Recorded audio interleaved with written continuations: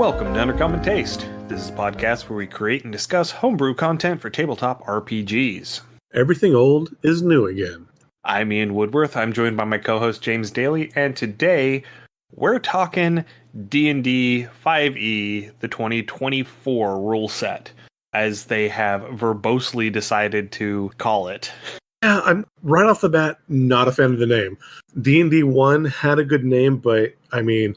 Well, 1 D&D was going to be changed. Just the same way that D&D Next was always going to be changed. It was a working title. Yeah, because they didn't want to reveal what they were going to call it, even though we could figure out what it was going to be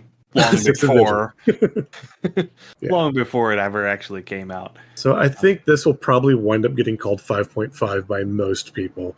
I would imagine. Most of the videos that I'm seeing right now where they're talking about the new rule set in the lead up to the actual new player's handbook being released, they're all referring to it as 5.24. Okay, I like it. So it's D&D 5 1/4. Fair. No, I like it. Not quite a full quarter, but no, I like it. Right, and I really had my heart set on D&D 50 because it is the 50th anniversary of the first publication of Dungeons and Dragons. And that would have been a great name, but... Yeah, but, Imagine what the cover art would have looked like, or not even just the cover art, but like the title page or the inset page. You could have had some beautiful art for that, but they still might have a good 50-year splash, I would hope. Oh, I'm sure. I've seen the new cover art for both the standard publication and for the LGS alternate art cover. Okay. The alternate art cover is really cool. I like it. The new art for the just trade hardcover, not a huge fan of it. It doesn't have the same action that the old 5e cover had. Gotcha. And I wonder if that's a throwback to kind of get more of that retro feel. I've not seen it, but I do know a lot of things when they go for a retro feel are going more for just like color and text versus action and actual depiction of things. So if the literal art style had been a bit more retro, I could see that. But they kept that more modern, almost photorealistic, but not quite art style. Gotcha. But with a more classic pose, if you will. Okay. And honestly, I think because it's like this big looming dragon in the background and this huddled cluster of the party in the foreground, and I think they just needed to make the party bigger. Fair. But it's a dragon. The party should feel kind of tiny. But this is a great segue because of the things coming up with the new rulebook. Before you actually get into content, before you get into rules changes, one thing I'm very happy about is they have stated they are putting more art into the books. And I think that is a wonderful choice. It is, as long as they're actually getting actual real life artists to do it. Fair, yes. I hope it's not AI. I'm crossing my finger. Yeah. The purpose of having more art is defeated if it's all just a bunch of AI generated stuff. Fair. And it is Hasbro, so but with the art, I do know they are having more art within the text, and the art is more relevant to what's on the page.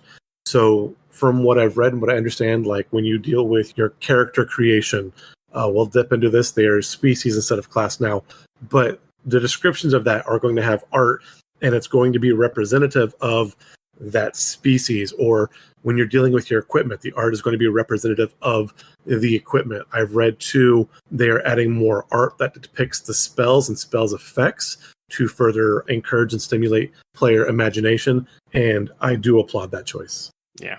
So one of the things that they have expressly stated with regards to the new rule set is that it is still compatible with the old rule set. Yes. Like if you create a character using the 2014 rule set, it will still be able to play in the new rule set because it is the same rules. They've just pared back a lot of the fluff in the wording of stuff. They've pared it down, they've simplified it, they've clarified a lot of edge cases. However, with that being said, and we're going to talk a little bit more about this in the next episode because there's just a whole bunch of stuff to cover, and we cannot possibly get it all into one episode. Despite our best efforts. Yeah, despite our best efforts. You are going to have a fairly substantial power differential, I think, between a 2014 character and a 2024 character, just based on how the classes themselves are now constructed, because they have revamped all of the classes. They've compressed down when they're getting their important features. They've made some of the features more impactful than they used to be. And so we'll talk about that in a lot more detail next time. Yeah. But I just want to bring that up, that while there is still that back compatibility with characters made in the old rule sets and equipment made in the old rule sets, if you're bringing a 2014 character into a 2024 game, I'm not sure if they're going to be able to keep up with player characters that have been built on the 2024 engine. We'll see. So what this really reminds me of is there is an old webcomic, and I'm sure you can still find it now, called Order of the Stick. And Order of the Stick was fairly early in its production when the transition from D&D 3 to 3.5 hit. And it's great because they have a comic that discusses this. One of the main party members is a bard, and he's fighting, and then mid-frame, all of a sudden, pop, he gets a chainmail vest or a chainmail shirt, and his rapier turns into a short sword. And he's like, ooh, new edition, because bards did get a bit of a bump in 3.5. And that's kind of what this feels like too, is there was this, again, the rules feel the same for the most part. There's a lot of clarity. There is definitely going to be a power surge for a lot of players if you're doing a straight one-to-one transition. Yeah. So let's get into what we're going to talk about today. Okay. One of the things, and a lot of the information I'm getting, because I haven't had a chance to sit down and read the articles and read the content that has been released on D&D Beyond yet. A lot of what I'm getting is coming from a YouTuber. The channel is Treantmonk's Temple. He That's was on a mouthful. It is.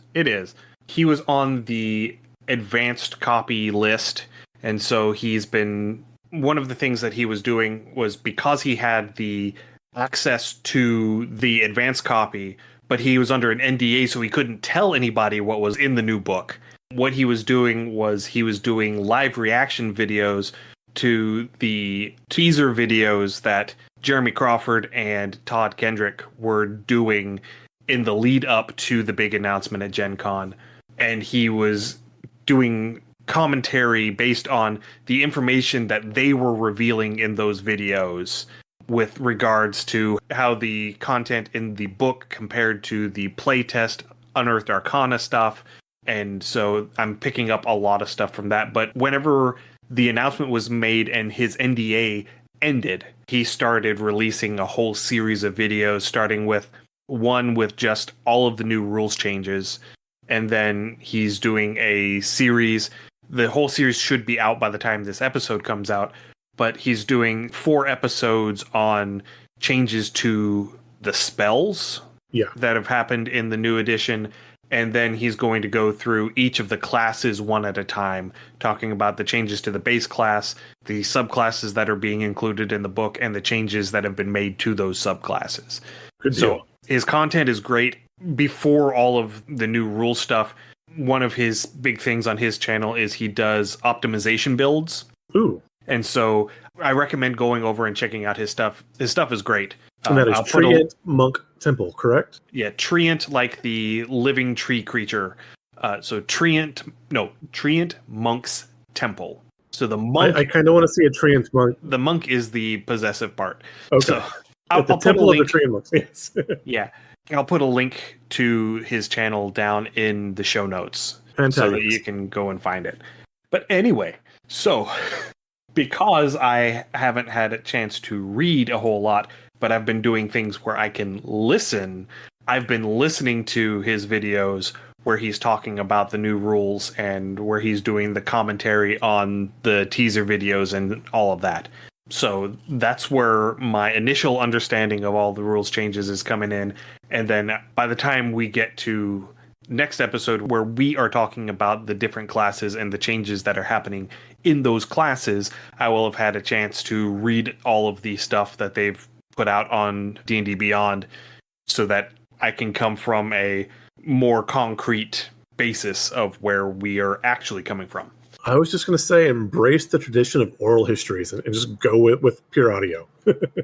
That is true. Yeah.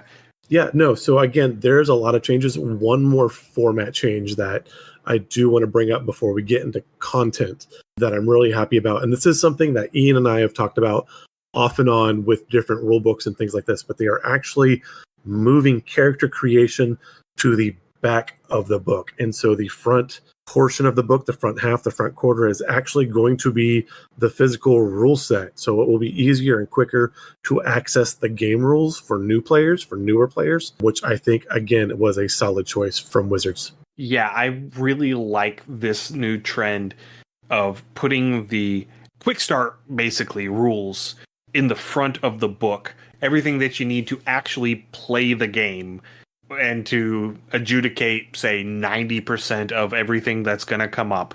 And you just put the edge cases at the end, put all of the clarifications, all of the exceptions, all of that stuff, put all that in the back. Yeah. But just put the block of text these are the rules that you need to know in order to play the game at the first. And then once you understand how to play the game and you have a chance to assess and figure out if you want to play the game, then you go into character creation and knowing how the game is played, have a better understanding of how you want to interact with the rules, which will help you choose what species, what class, what subclass you want to go with. Absolutely. Another good choice, and I have not seen full confirmation, but I've seen a lot of hints, is that they are actually going to have more tie-ins with the player's handbook, with the upcoming 2 core books, which will be the Monster Manual and the Dungeons Master Guide. The Dungeons Master Guide is due out, I believe, in October, and the Monster Manual in November, but they are making the books integrate better together, which, again, another solid choice. Yeah.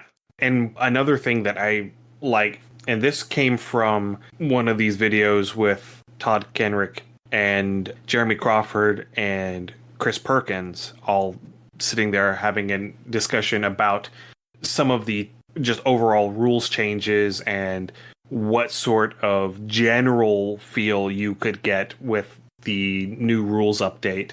Is Jeremy Crawford came out and said, go ahead and start your player characters at level 3. Oh, nice. Which Okay. is something that I have said since the beginning. Yeah. Because level 3 is the point where in the 2014 rules, by level 3, everyone has their subclass. It has been shifted to where all classes get their subclass at level 3 now. Yeah. And so that gives you, you have a little bit of a buffer. You have 3 levels worth of hit points, so you don't, go down if a goblin sneezes on you the wrong way. Yes. You have your subclass, so you have the cool thing that makes your character special. Yeah. It works for me better that way.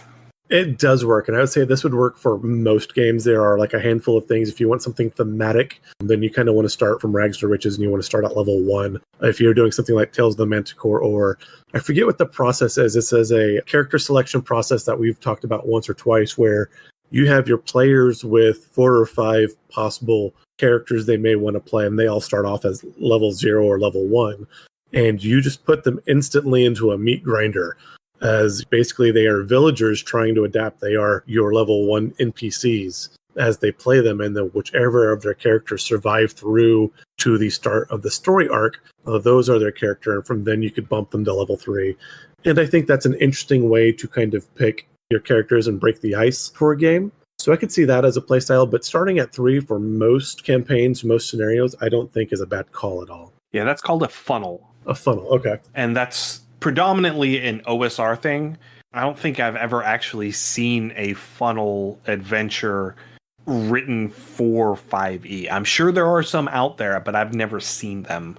But there are OSR adventures that are specifically designed as funnels, and they are designed so that you start off with a roster of 4 or 5 or 8 or 10 characters, and you just throw them at whatever comes up. The Orcish Horde. Yeah, pretty much. Yeah, so let's go ahead and get into our actual topic for the day. The first thing that was brought up in the video was that a lot of rules have been removed from the player's handbook, and we have to assume that they're being ported into the Dungeon Master's Guide because they are still important rules to have. Some of the examples of the things that have been removed from the player's handbook are rules for doing ability checks. Oh, that's interesting. How to calculate passive ability scores and how to use passive ability checks. That's been completely removed. I will be interested to see what they do with that because, again, like your passive wisdom, things like that, it is great for a DM to use, especially because like you have players it's like, okay, roll for something. And if you roll low, you know you've missed something, and that is hard not to metagame. And so I would like to see how they refine these rules so it is easier to pull off. Yeah. Another thing, they've removed the encumbrance rules. Interesting. From the player's handbook. That's now, I'm assuming, going to be a DM-facing rule in the DMG.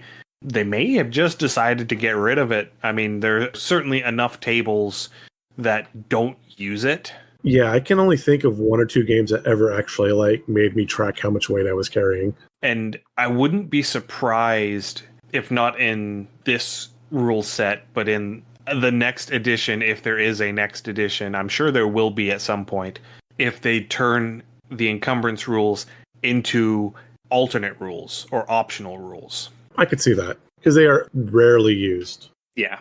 So another thing is the rules for forced marching or fast traveling, where you determine how fast you are traveling and how far you can travel in a day.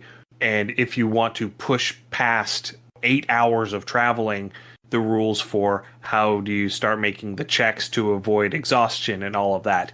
All of that has been removed from the player's handbook. That almost certainly will be in the Dungeon Master's Guide because just looking at some of the classes, I know Rangers have an ability to, like, with a short rest or long rest, I forget which, I think a short rest, they can shrug off a point of exhaustion. I think the Bards had an ability to replenish exhaustion as well. I would have to double check, but I do know character specific, they are adjusting that. And so those exhaustion rules will almost certainly be in the DMG. Well, the exhaustion rules specifically are still in the player's handbook. Okay, good. It's specifically the forced march rules that have been removed. And I get it. It's a very niche thing. It is something that only comes up on occasion. I don't know that I've ever actually been in a game where forced march rules actually came into play. No, I don't think I have either. Though that would be an interesting scenario to put some players through. I mean, especially if your camp or your band is captured by an enemy horde or enemy army, and they are force marching you from one castle to another fort or stronghold or something like that, as you are trying to figure out your way to escape or otherwise evade. That could be some interesting play scenario. Or, the marathon story. Yes. Oh, exactly. Where you are running ahead of the oncoming horde, and you have to get to the city before this oncoming horde to warn them and get their defenses ready. Yeah, you have like 12 hours and go. And yeah, you can take a long rest if you want, but the town's going to be wiped out if you do. Yeah, you've got 12 hours and you've got 35 miles. Good luck. Yeah, no, I love that. And that would be so exciting, especially you start throwing in some random encounters on top of all of that. Oh, that would be, I love it. That needs to happen. And you do it early on, or you do it through terrain where you can't really ride a mount. Yes. And so you have to do it on foot.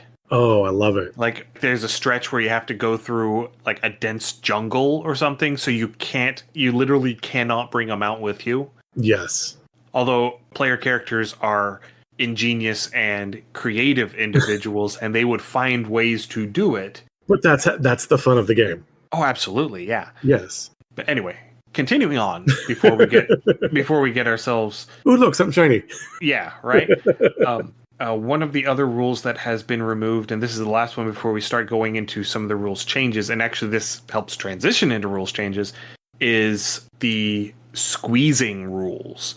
So, like, going into tight spaces and how that affects your movement and all of that. There used to be a very complex sort of series of rules that you had to adjudicate, and there are things that you can and cannot do, and there are certain weapons that you can and cannot fight with whenever you are squeezing through a space and all of that stuff.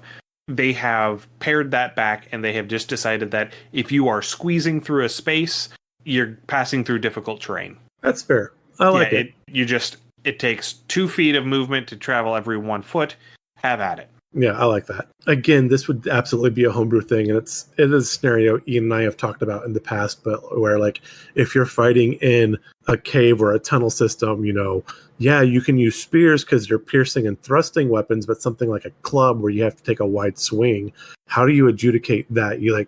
Do you say no swinging, or do you take a penalty because you can't get a full, range? So if you want to do that, I could see that being a homebrew. And again, definitely something to revisit too. Again, lots of fun ideas with just little tweaks to the rules can change a lot of scenarios. Right. Yeah. All right.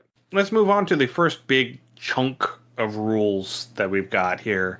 These are rules governing actions. Okay. I mean, you still have your same action economy. You still have a movement, an action, a bonus action, and a reaction. That has not changed. And a lot of the actions have remained the same from one rule set to the next.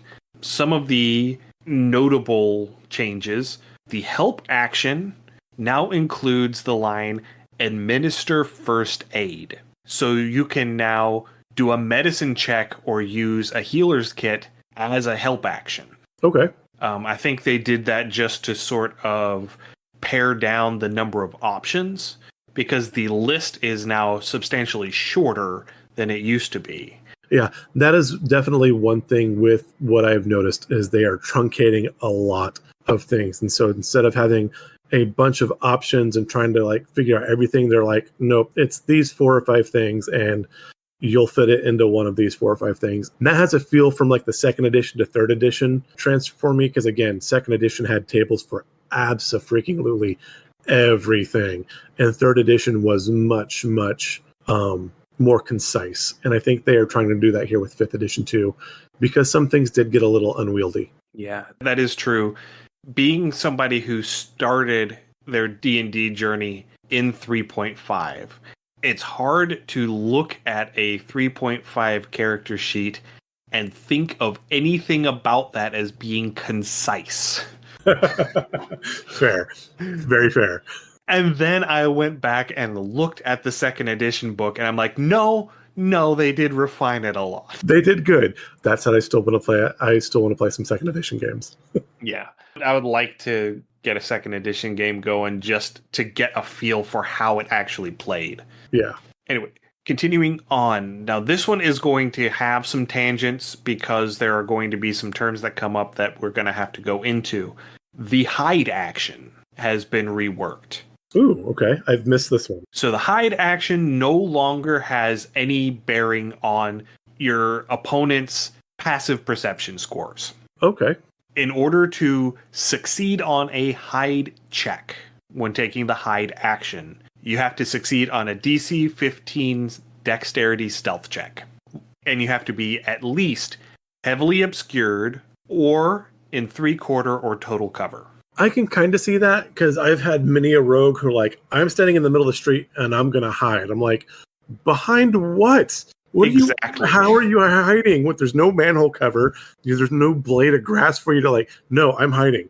You're in the middle of a freaking field. What are you doing? Do you have a ghillie shoot or camo or what? So I like the fact that there has to be some form of cover. I think a flat 15 DC check, I don't know how I feel about that one. Well, it makes sense to me. Okay. Because the better you are as a character, the more capable you are, the easier it should be for you to hide. I get this, but sometimes your opponent is absolutely oblivious, and it's easier to hide if your opponent's oblivious. Well, then you give them advantage. Fair. Okay, that is a fair solution, yes. Yeah, and so while hidden, here's another change to the hide. While hidden, you have the invisible condition. Oh. So you are now actually technically invisible whenever you successfully hide. I don't like that Just because we're gonna get to that. okay. We're gonna get to that. Um, He knows where I'm going. I He do know where knows. you're going because you are functionally invisible. You are not actually invisible. Okay. They do clarify that. Okay. So whenever you succeed on your hide check, you take note of what your roll was, what your stealth roll was, because that becomes the DC for other creatures to use their wisdom perception check on a search action to find you. Okay, I like that. Because I was going to say, what if they have something like blind sight or true vision that completely negates your hide ability? But no, I think that balances out correctly.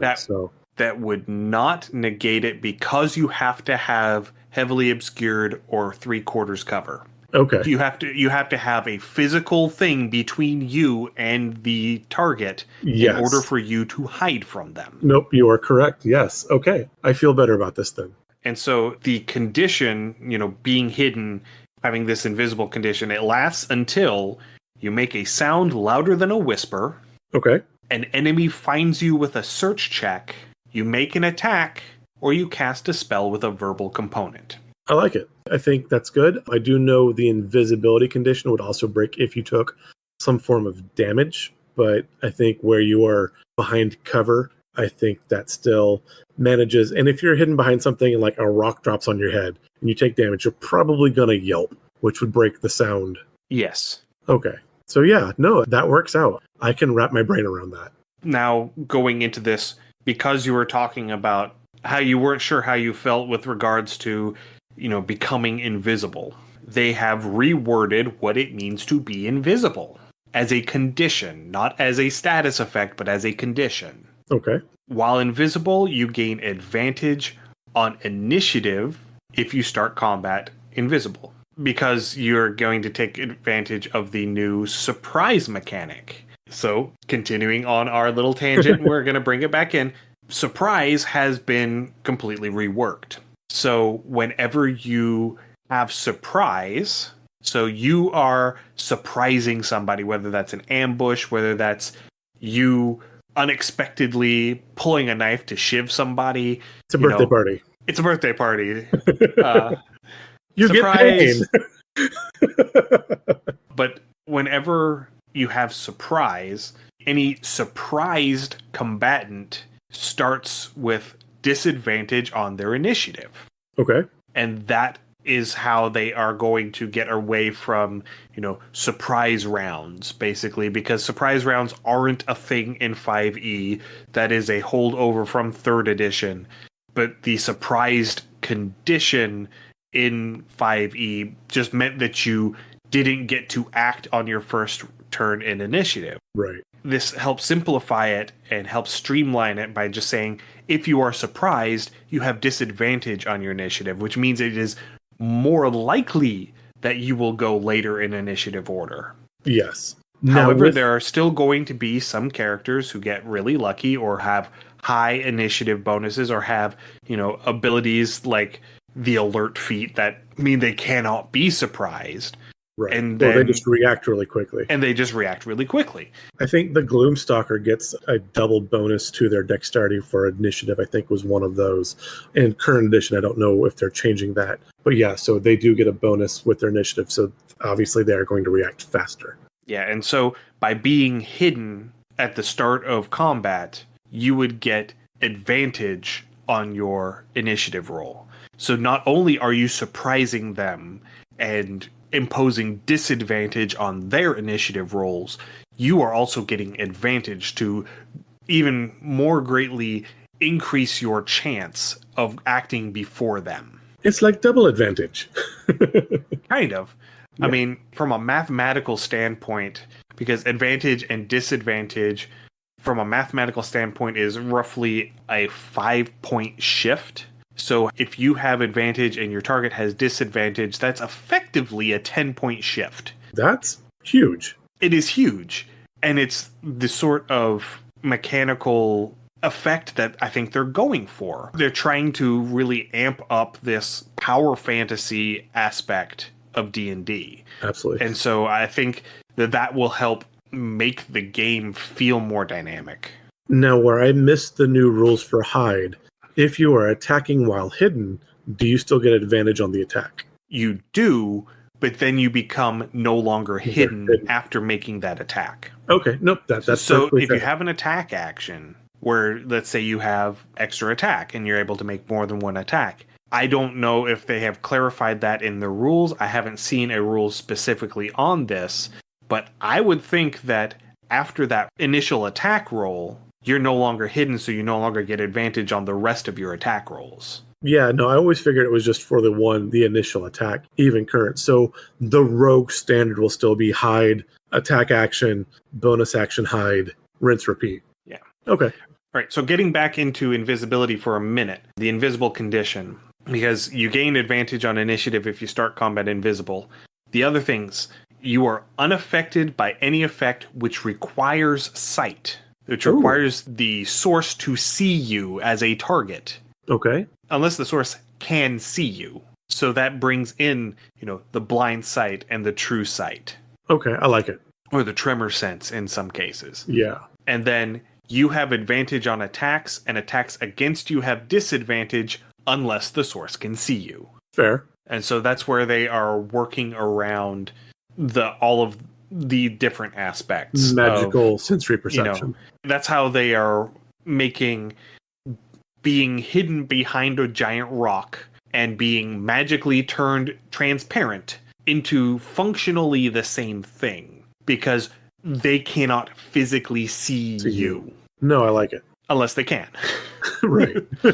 Fair. And so in that conversation with Jeremy Crawford and Chris Perkins, Jeremy Crawford flat out stated, if you're hiding behind a crate and the guard comes around the corner and can see behind the crate, he can now see you, because invisibility ends if the source can see you. Okay, no, I am perfectly okay with all of that. Yeah. So continuing on, some of the other actions on the table have been modified a little bit. The action that used to be cast a spell has been simplified down to just magic. And it now covers casting a spell, using a magic item, or using a magical effect. So that would be things like a Dragonborn's breath weapon or other innate magical abilities. Okay. So they all fall into the same action category now. Fair. There is the influence action, which is you making a charisma check or a wisdom animal handling check. And I think that the only reason why animal handling is here and not with the rest of the wisdom checks stuff is specifically because of the way that animal handling works. Yeah. Because it is effectively a charisma check against an animal that does not have the intelligence to actually use charisma on. They don't know I'm pretty. Well, I mean, they don't know I'm persuasive or necessarily intimidating or any of that. Or that I'm lying to them with a deception check, And now all the rest of the wisdom checks have now been lumped into the search action, which is primarily going to be your perception. Yeah. Honestly. Perception or insight, I think, would be the two big ones that you're going to be using on this one. Your nature checks would probably fall under that as well, I would think. That's another wisdom. No, it isn't. Nature is an intelligence check. Is nature intelligence? Okay. Yes. Healing, is it healing? Medicine, yes. Medicine is a wisdom check, which, again, that can be interpreted as a search, I suppose. Like, let me see your boo-boo so I can kiss it and make it better. Where's the arrow sticking out of you? I am interested to see how the character sheets are going to look like with the skill tree is kind of truncated. I don't think that the skills have actually been pared down. Oh, okay. It's just that each category basically has been lumped into a specific action type. Okay, gotcha. And to continue on with that, there's the study action, which is where you are using any of your intelligence checks. So Arcana, History, Investigation, Nature, or Religion. And I like that because that's how you are going to be parsing any sort of situation for actual concrete information. Yes. Like, do I recognize what kind of monster this is? Do I recognize what this plant is? Do I recognize this holy symbol? Or just this symbol in general? And does it have any context within the rest of the room or what have you? Things like that. And I think that by making this an action in and of itself, it brings it closer to the forefront of the player's mind, which means that they're more likely to want to try and perform these actions. That makes sense too. And again, yeah, so this is their way of trying to get people to actually use the skills they have. And I can see magic items or class or subclass abilities that give you bonuses on specific types of actions, like having a scholar background that gives you an advantage on or doubles your proficiency bonus whenever you take a study action or something along those lines. I like this. I haven't seen any of the new backgrounds. They have completely revamped backgrounds as well. Yes. I do like these as actions too, because it has happened more than once where I've had a party and the party's in combat, but not every party member is necessarily fighting. And so you might have 2 or 3 party members engaged in combat while another party member is maybe searching for an item or a MacGuffin or a route of escape. And it's like, okay, well, can I look for this? And then I want to attack too. And I'm like, so is that going to be a bonus action? Is that a full action? So I think this kind of helps clarify where those fall with their action economy. Yeah. And then the last one is the utilize action, which used to be the use an item action. And that covers using any non-magical item, because all the magic items have been lumped into the magic action. So your healing potions, that's going to fall under use a magic action, correct? No. Okay. Because per the new rules, healing potions are now a bonus action. Huzzah! Now, they have not clarified whether it is just healing potions or all potions, because the player's handbook doesn't have any other potions in it. Yeah, that was definitely something they missed with 5th edition. Oops. Yeah. Well, I mean, 2014 rules as written, drinking a potion is an action, not a bonus action. So because it was such a popular house rule, they have modified the rules to make drinking a health potion or administering a health potion a bonus action. Now, see, and that is one thing Wizards did that I also agree with, is they apparently have been paying attention to their fan base, to their customers, and house rules that just work, that are ubiquitous, that are everywhere. They're like, yeah, let's go ahead and codify these. All right, so a couple of real quick ones. A clarification on saving throws rule text. You are now, per rules, allowed to willingly fail a saving throw. As you should be. Because in the 2014 rules, there was no caveat that said that you are allowed to willingly fail a saving throw, which meant that even if you wanted to fail a saving throw, per rules, you still had to roll it, and you still had a chance to resist.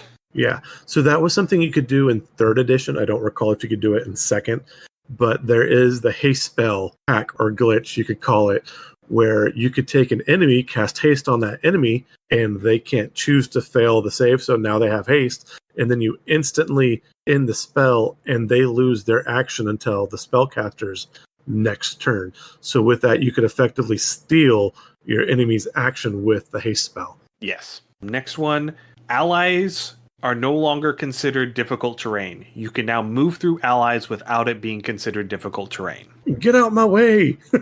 You still cannot end your turn in an occupied space. Aww. But you can move through friendly spaces without it being considered difficult terrain. There is a bunch of jokes that require consent and chocolate-covered gnomes. We will politely leave those aside. Yeah. Controlling a mount. This was one where there was a lot of debate over, does the mount get its own initiative roll? As it is right now with the new rules, if you are controlling the mount, then the mount shares your initiative. Okay, So it moves at the same time you do. fair. It'd be a little weird otherwise. It does not get its own turn in initiative order. Okay. However, if your mount is not under your control, whether that is because it is ignoring your attempts to control it or because it's like a dragon and it's an intelligent creature that can act on its own, then it retains its own initiative roll. Okay. Because then it's either its own combatant or it's hostile to you. Yeah. No, that is totally understandable. So, underwater combat. Bloop. Now, as of right now, any melee attack made underwater has disadvantage unless the attacker has a swim speed or the weapon deals piercing damage. Again, that kind of goes back into that whole like fighting in a tunnel type thing. This makes perfect sense. If you've ever tried to run in like waist deep water, you totally know what I'm talking about. You get that resistance from the water. No, I like this rule. And then all ranged attacks underwater have disadvantage and automatically miss if it's beyond the weapon's short range. Again, that makes perfect sense. I mean, I can absolutely see somebody making like a spear gun that is designed to be operated underwater that would not have that same restriction. But that would be a homebrew rule, and even with that, yeah, I mean, that would definitely be a homebrewed weapon, and with that, it would have to be special, if not magical. So, but for most range attacks, it's going to be like a crossbow bolt or something like that. So, yeah, no, I'm good with this. And I mean, D&D is entirely built on exceptions to rules. Yes. It is, here are the rules. Now break them. And now here are all of the exceptions that we are giving you for the rules. Yes. That's what all feats are. Feats are ways that you can institute your own exceptions to the rules. Yes. Anyway, and then the last thing, one that I think was a no-brainer that should have been in for the entire time, anything underwater has resistance to fire damage. Of course. I mean, it just makes sense. And the fact that it wasn't in the rules to begin with. Glaring here. You've made a glaring mistake. Continuing on, the bloodied condition is now back. Oh, nice. It doesn't have any mechanical effects in and of itself. Okay. It just means that the creature that has that condition is at 50% or less health. Okay. However, there are some class abilities and some spells which have additional triggers on targets with the bloodied condition. Okay, I like that. I think that's something that they may be looking forward to or working more rules in, either with the DMG or perhaps with later rulebooks. Yeah. Clarification on resistance and vulnerability. Because there weren't any rules that sort of clarified if something has resistance to a damage type and then you layer an effect on it that would give it vulnerability to a damage type, what happens? Okay. And the ruling is that they do not stack. So you have order of applications. So if you have resistance, the damage is halved. And if something gives you vulnerability, once the damage has been halved, it gets doubled. Okay, that makes sense. It is effectively almost non-existent. It almost cancels out. Almost, yeah. There are instances where you would end up taking a tiny bit less damage just because of the way, or possibly even a tiny bit more damage just because of the way that it worked. Actually, I don't think you would ever take more damage, because if you had vulnerability to a damage type and it doubled, and then you got resistance on top of that and it halved, it would go back down to the original. Yeah. But if it was the other way around, if you had resistance and it halved, that halving could round down if it was an odd number, and then the vulnerability would double it back up, so it would be 1 point less. Fair. And again, that comes to rounding errors, which, like I said, everywhere. And then they finally clarified what happens if you layer a vulnerability on top of something that has an immunity. Ooh. And it is that because of the order of applications, the immunity cancels all damage. There is no damage to double. Makes sense. So vulnerability does not reduce immunity to resistance. They apply in order, and so whenever the immunity applies, it cancels out all the damage. Okay. Because the immunity never goes away. Makes sense. Next up is knocking out a creature. If you're making a melee attack against a creature, and you reduce it to 0 hit points, you can just choose to make it a non-lethal blow. Now, that was something you could do in 3rd edition, but I think you had to call the shot thing you were doing. I think it was called subdual damage. You had to call that shot before you rolled for damage, though. But I like that you can make that a choice. This does make capturing foes much easier. Yeah, and it helps cut down on blatant murder hoboism, and it cuts down on those instances where they're wanting to subdue something, but rules as written, they're not allowed to. Yeah, so like, when your level 3 paladin hits their mentor and crits and then uses a smite, and it's like, and you just blew way past their hit points. I don't know what you're talking about. I know you wouldn't. Not at all. It's not like I got a 30 damage crit with a level 2 paladin. No. That's not something I've done at all. Never. So whenever you manage to do this, what you do is you give them the unconscious condition. So they are unconscious but stable. They automatically begin a short rest as soon as they become unconscious. And at the end of that short rest, so at the end of 1 hour, they recover 1 hit point and are no longer unconscious. That seems fair. And then you can end it early by providing some healing or by making a DC 10 medicine check to bring them around. And if they wake up too early, you could just slap them back down again. You actually could. Because that's, all you have to do is actually connect with your unarmed attack. And that's another thing that I don't think I put on this list, but there are no longer melee weapon attacks and ranged weapon attacks. They're just melee attacks and ranged attacks. Oh, okay. So you no longer have to ask the question, can a paladin use their divine smite on an unarmed strike? Right. They can now because it is a melee attack. Okay, perfect. So next up, shields. Because there was some debate over whether shields are carried or worn. And the clarification is now that shields are carried. Okay, that makes sense. Shields are not worn. So you have to have proficiency with a shield in order to get its AC bonus. That makes perfect sense. And I know a lot of people will want to quote wear the shield, sling it over the shoulder. Yes. So they can use 2 weapon, if the weapon has the versatile aspect to it. But I like the fact that it does have to be carried for the bonus. Yes. It has to be wielded. Yes, it has to be carried and wielded in order to grant the AC bonus.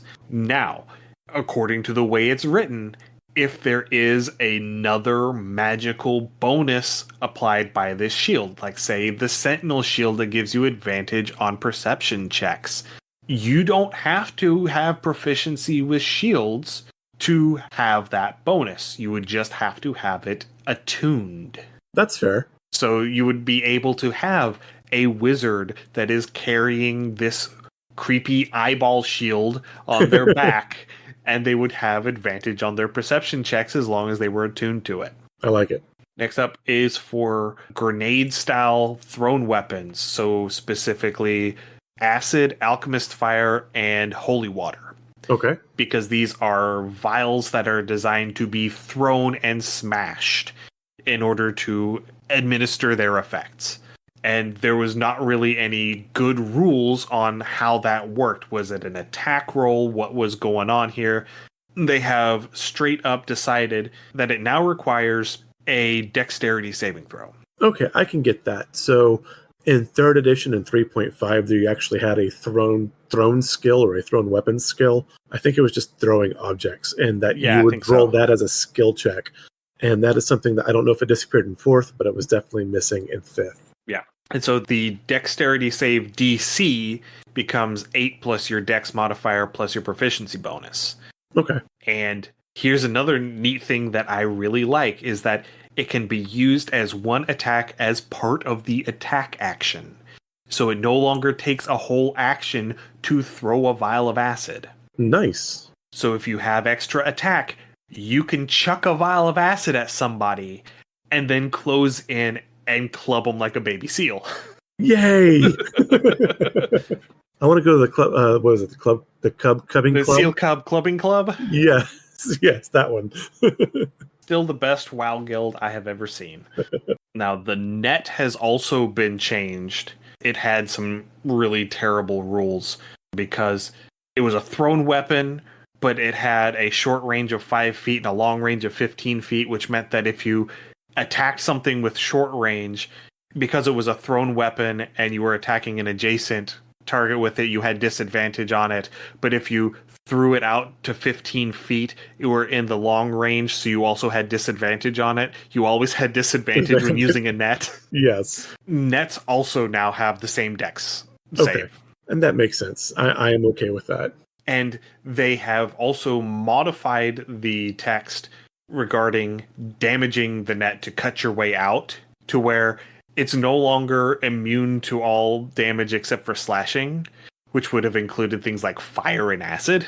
Yeah. It is now just immune to bludgeoning, poison, and psychic damage. Fair. That's understandable. Now, with the net, I don't always see throwing the net, but I think more like where they'd show the gladiator trying to like swoop and tangle and trip. But again, I like that they've modified the net. It makes sense, especially if you're like laying snares and traps and things like that. Yeah. Next up, Artisan's Tools. Oh, these needed so much work. They did. The section on Artisan's Tools in Xanathar's Guide to Everything was a huge upgrade because it gave you lists of things that you could do with your Artisan's Tools.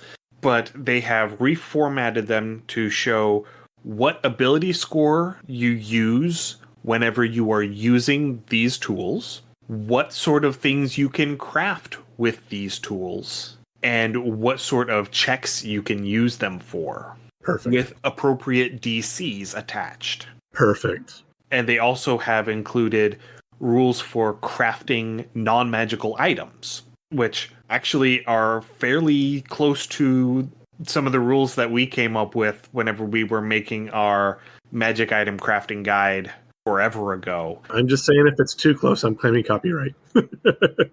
Where you require 50% of the item's value in raw materials, and it takes 10% of the item's value worth of 8-hour work days to craft it. So the example that they gave is for crafting a potion of healing, where it has a 50 gold item.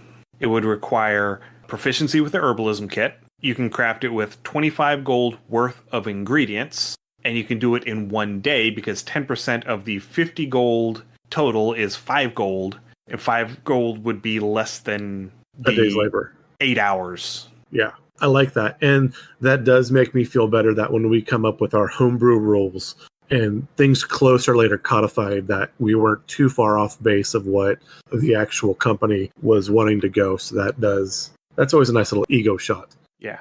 And I think I may have written that down wrong. I think it's 10% of the value's worth of hours crafting.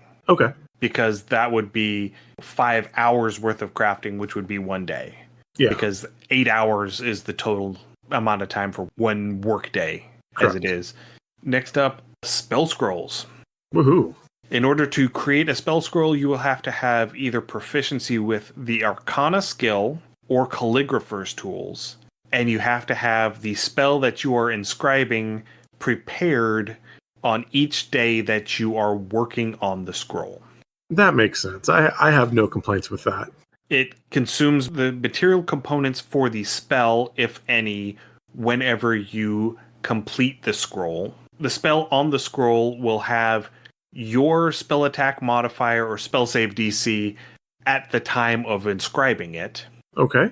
And if you are making a spell scroll for a cantrip, the cantrip cast when you use the scroll will be cast as if by a character of the level you were when you wrote the scroll. I am okay with this. I like this. I can see someone getting a cantrip or a first level scroll spell from like an archmage. And, so they have got that proficiency bonus and the +5, and then maybe a +3 or a +4 to their proficiency. And so now their spell attack and all their stuff's getting a +9. Story wise, I'd be okay with it though. So I think I like this. And then if the players themselves want to craft scrolls for future use because they didn't use all their spell slots for that day, I think I'm okay with it. Yeah. And they had a whole list of the gold values for material costs and how many days and such for each spell level. And I didn't write it down, but I remember that cantrips were 1 day and 15 gold. First level spells were 1 day and 25 gold.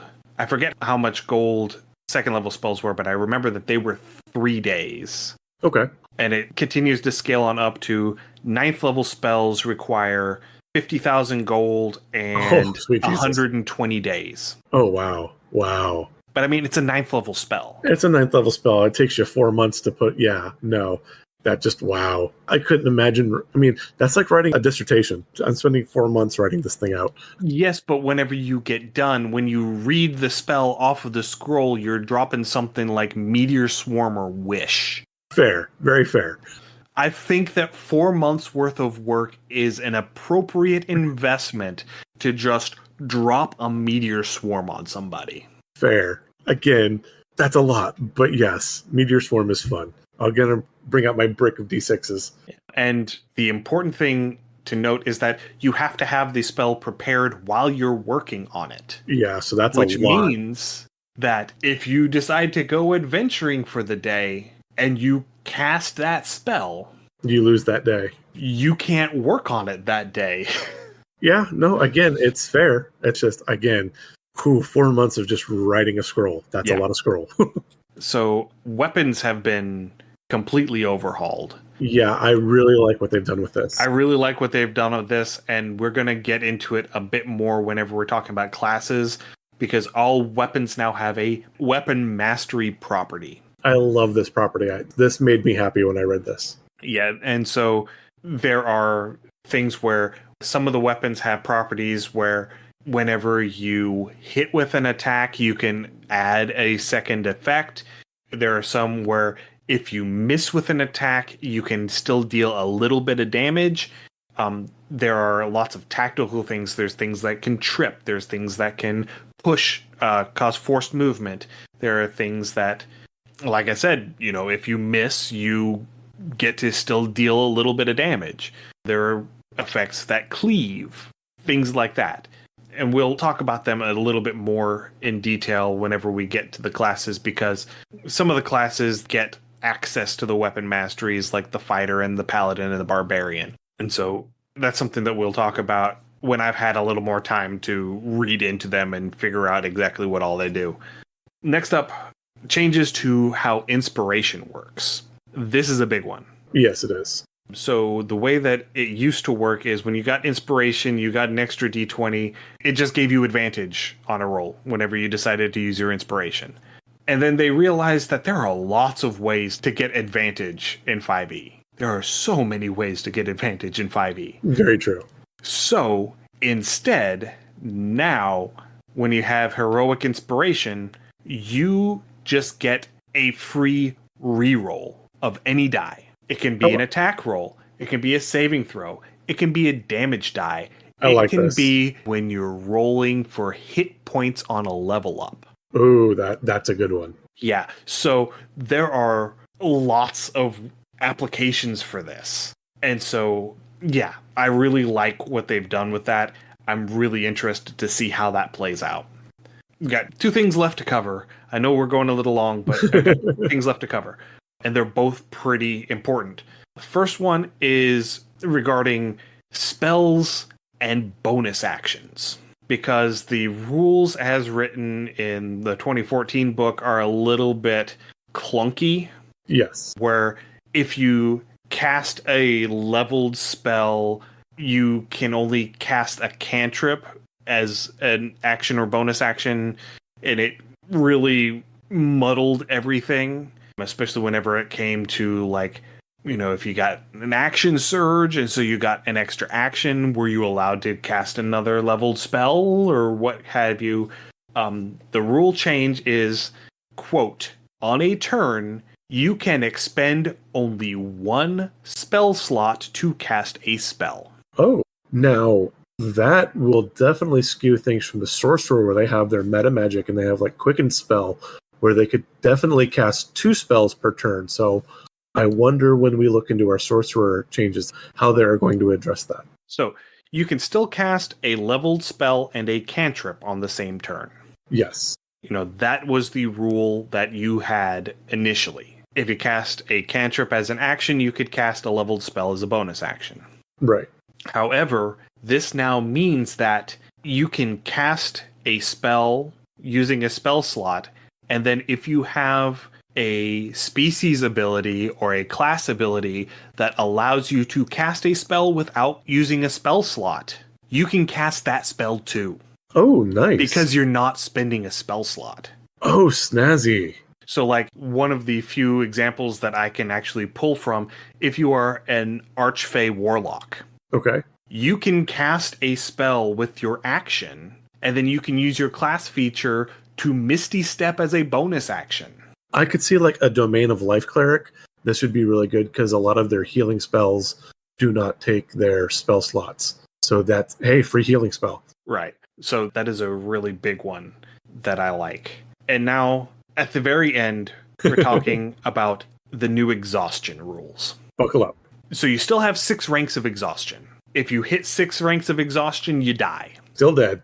Still dead. However, you no longer have to keep referencing back to that table. You know the one I'm talking about. Yeah. Because we can remember that, 1 rank of exhaustion is disadvantage on ability checks and attack rolls, and that 2 ranks is half speed, and that 6 ranks is dead. But most people can't remember what 3 through 5 are. Fair.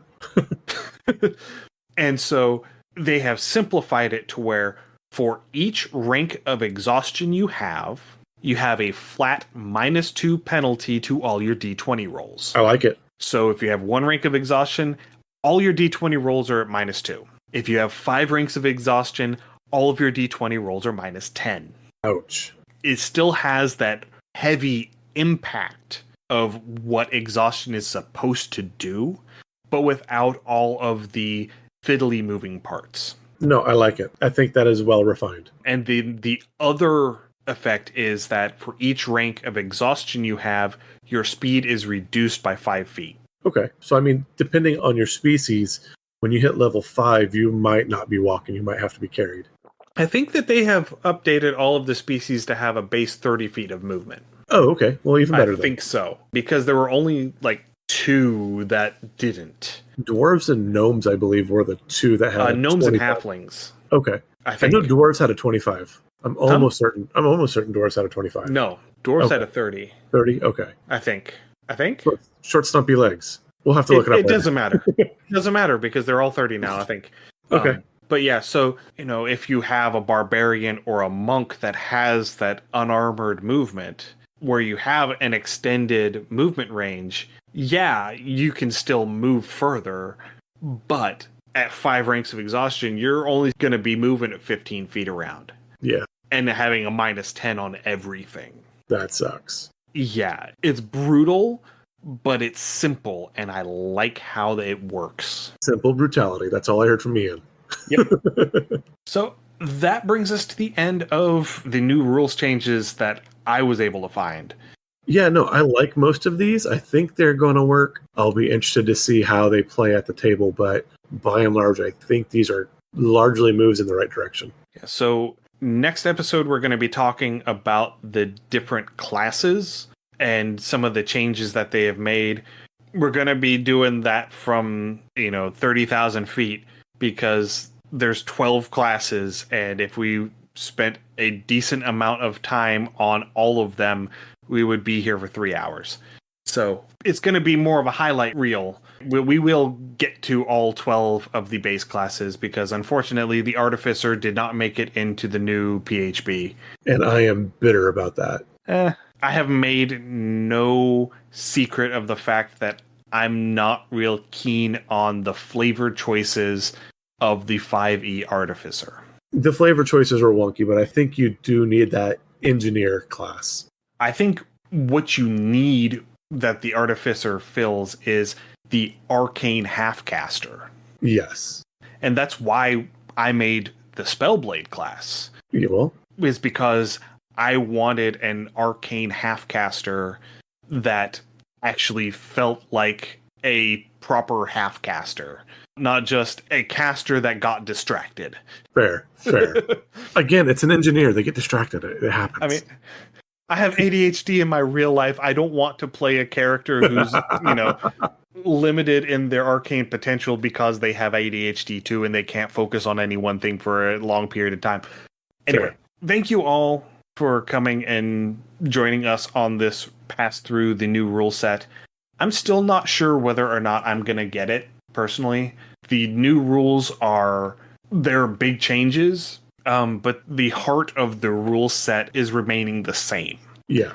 And I don't know if the changes, while the quality of life that they are going to provide is going to be much better, I don't know if it is worth the price tag that they come along with. Price tag is a thing now. Again, for me, I have my D&D Beyond, and for me, a $30 for a digital book that I can carry with me anywhere isn't terrible, but that is for me personally. I think these will slowly work their way into tables, and once they become every day, I think the good rules will stick, the bad rules will probably be discarded or ignored, much like with all the other editions, and things will be written from there. Yeah. All right. Well, thank you everyone for listening. If you have any comments, suggestions, or ideas, you can send us an email undercommentaste@gmail.com or come and join us over on the Discord. You can find a link to the Discord in our show notes or off of our website, undercommentaste.com, where you can also find links to all of our social media presence, including our YouTube and TikTok pages.